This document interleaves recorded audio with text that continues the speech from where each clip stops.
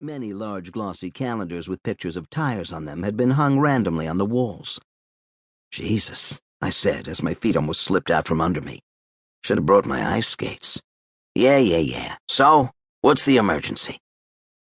Louis swept aside some sparkly Christmas cards, heavily accented with black fingerprints, to make room on Pete's desk for the pumpkin pie. One of the cards fell over and emitted a few tremulous notes of "God rest ye merry gentlemen," before lapsing into an embarrassed silence, like the kid in a choir who accidentally sings out on the upbeat. "So," I said, "I've got to go talk to a guy named Tip Poindexter." Louis was sliding his feet experimentally across the grease on the floor. "Tell you what," he said without looking up. "Here's my best suggestion. Go get your passport. Go get all your passports. Then go to Pakistan with a lot of plane changes and double backs and new names along the way. And stay there. Hey, you know anyone who looks just like you?" "No." "Too bad. You could use a double." He sat in what I guessed was Pete's chair, the only one in the room, and swiveled it silently back and forth a couple of times. Pete kept it well-oiled, but then I figured Pete's primary purpose in life was to keep everything well-oiled.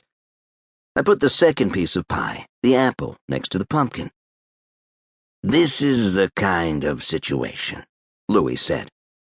"A guy who's like your twin or something would come in really handy. And you should make yourself the beneficiary on his life insurance. In fact, tell you something.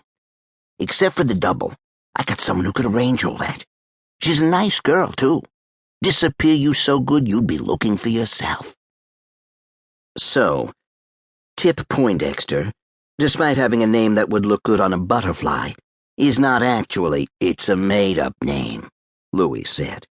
"When he first got here from Russia, he had a kind of brainy American girlfriend. Brainy by his standards, anyway. She taught him to play Scrabble to improve his English, and she spelled out tipping point." "That's 2 words," I said. Louis waggled his head from side to side. "He was an immigrant then, so what did he know? Lot of Scrabble points and tipping point. She won the game. For all I know, a couple years later he figured out she cheated and had her thrown out of a helicopter. But at the time, when he needed a name with some vowels in it, he came up with Tip Poindexter." "What was his original name?" "With no vowels? Who can pronounce it?" Louis said. He pulled out the plastic fork I'd stuck vertically in the pumpkin and dropped it into a wastebasket full of wadded, greasy paper towels. Then he picked up the piece of pumpkin pie, minus the paper plate. "Russians have vowels," he said. "They may be short on some stuff, but vowels they've got." Louis took a bite out of the filling and tucked it in his cheek. "He comes from a place near Sochi, you know, where the Russians put on those weird Winter Olympics with all the fake snow. But his name was from some old language. Whole alphabet only had a couple of vowels. It was like that TV show where they're always trying to buy a vowel, except for them the answer was always no. For hundreds of years." "Ubik," I said. "Last person who spoke it died 25 years ago." "Must have been a lonely guy," he said around a mouthful of pie. "Thousands of great vowel-free puns lost forever. From what I know about the place, they probably talk mostly about goats and snow." He took another big bite of filling.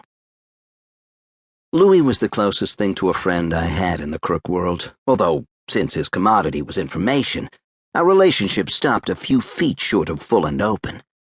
He'd been a getaway driver until a wrong turn after a diamond heist went mildly disastrous, and word got out that he could barely find his way out of his own driveway. After sitting around for months like Norma Desmond waiting for the phone to ring with the next job, he packed it in and went into business as a telegraph, with a sideline in unregistered and often souped-up cars, as a sort of nod to his past as a driver. What he lacked in his sense of direction, he made up in memory.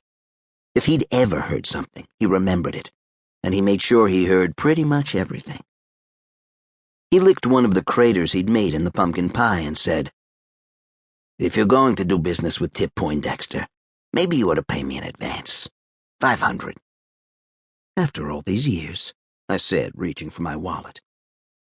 "Long time ago, I heard something Erwin Dressler was supposed to